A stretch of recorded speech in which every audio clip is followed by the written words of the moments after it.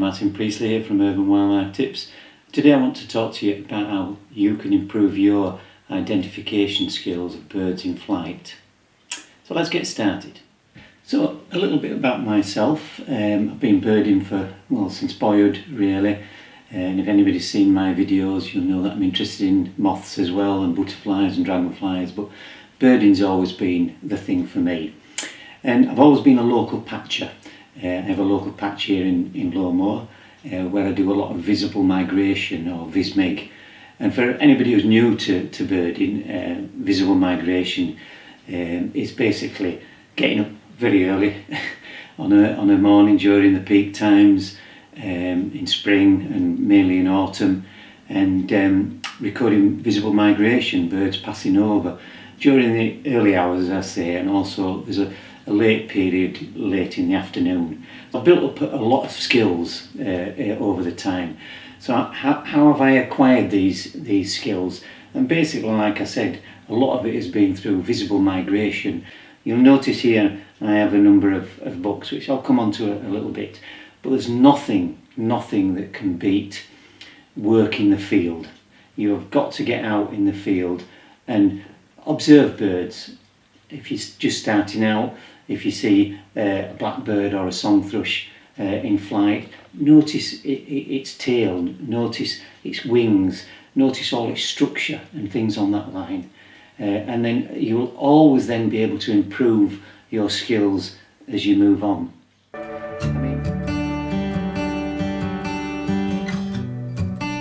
Most Vis-Miggers, and include myself in this, right, will be able to identify a single song thrush in a flock of redwings coming over quickly.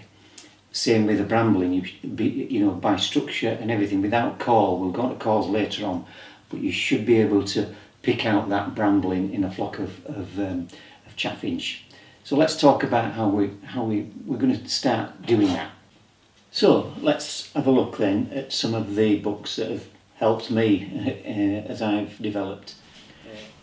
We talked about useful tips that you can find, and if we just relate to this book, Birds by Character, right? So you've got an autumn morning, very dark, and you see a flock of finches, small finches, flying. What could there be? But let's have a look. You've gained as much knowledge as you can, but the flight very lively, dancing in deep, erratic undulations, in tight groups.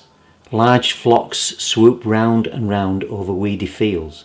But then if you look at the redpoll, flight tight, even with bounding undulations, but knows where it's going and in well coordinated flocks. So there's information there that you can glean and to make a better identification. This book, Identifying Birds by Behaviour, there's some really good, valuable information here. Redwing has a fast, direct flight, but often flies high, more sharply pointed wings and shorter tail than song thrush. So again, if you can pick out a bird, make notes, and like we talked about with the tail, it's all very, very useful information. Feel fair follows much less undulating course than a muzzle thrush, often high up in flocks. So it's all useful information and notes that you have made in the field that you can relate back to books like these. Now this book, The Bird Identification. Again here, a really useful little piece here. The old debate between common tern and Arctic tern. You get a single tern. Is it a common? Is it an Arctic? But you've taken your details like we spoke about.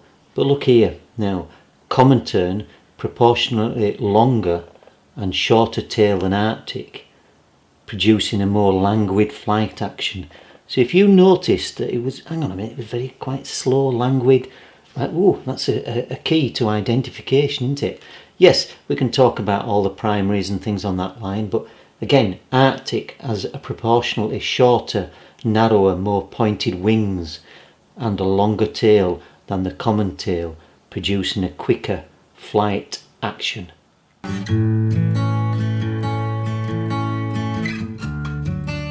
Now, I cannot speak highly enough of this book, The Flight Identification of European Passerines. It's an absolute excellent book, and whether you're a beginner, an expert, whatever you are, this is a book that's really worth its weight in gold if you're interested in birds in flight and improving your skills. It's packed with all sorts of information. I mean, look at this size, structure and shape, but it's going into really good detail about that particular subject. Tail shapes, all really excellent information. Let me just get back to this. It's just a minefield of information. And look at this, right? This again will improve your skills. Wing beats, right? So you've collated all your information. You've only got a few seconds to view that bird, but you've noticed, hang on a minute, it seemed to hold its wings high up. Are you with me? Again, if you note that information down, it's an extra added clue to your identification, and this gives so much information.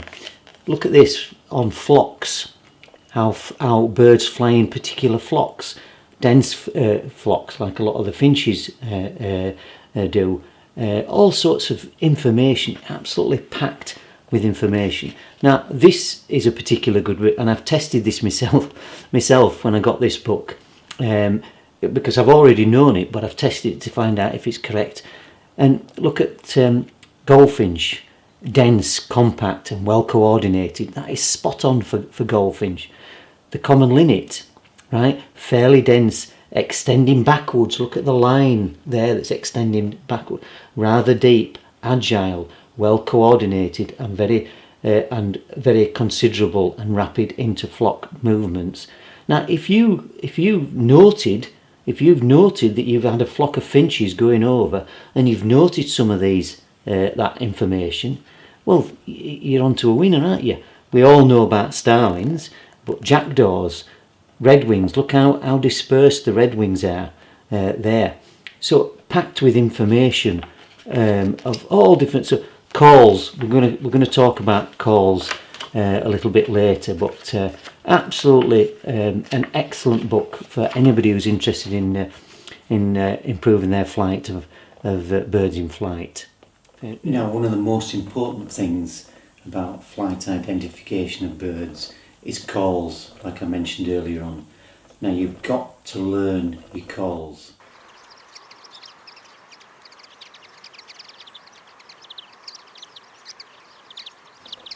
Right? There's no easy way of doing this other than in the field.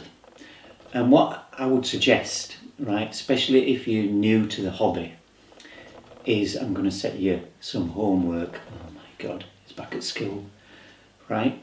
And what I want you to do is, I've put up 12 common birds.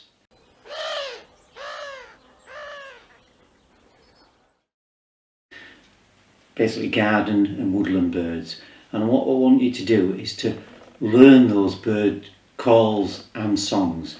So you'll get to a stage where you could walk through a park, a local park or a woodland or your local patch, if you're just setting one up, and you can think, hang on a minute, that's a wren, that's a blackbird, that's a mizzle thrush, that's a song thrush.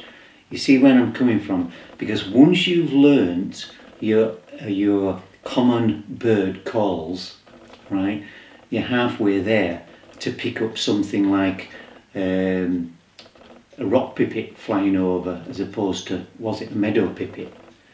And you will eventually build up those skills, but you've got to start, if you're a beginner, at the beginning. And like I said, learn your bird calls of common birds.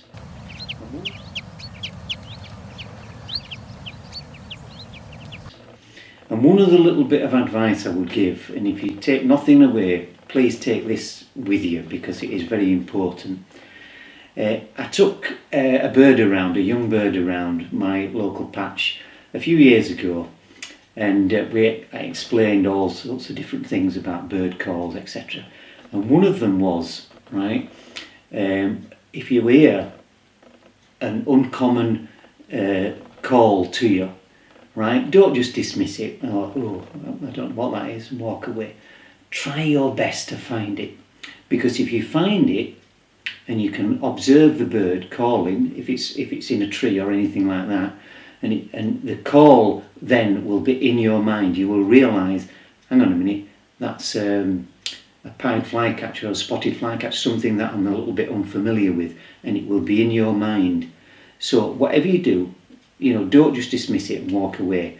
And the reason I'm telling you about the young bird watcher was he progressed and he ended up at an observatory in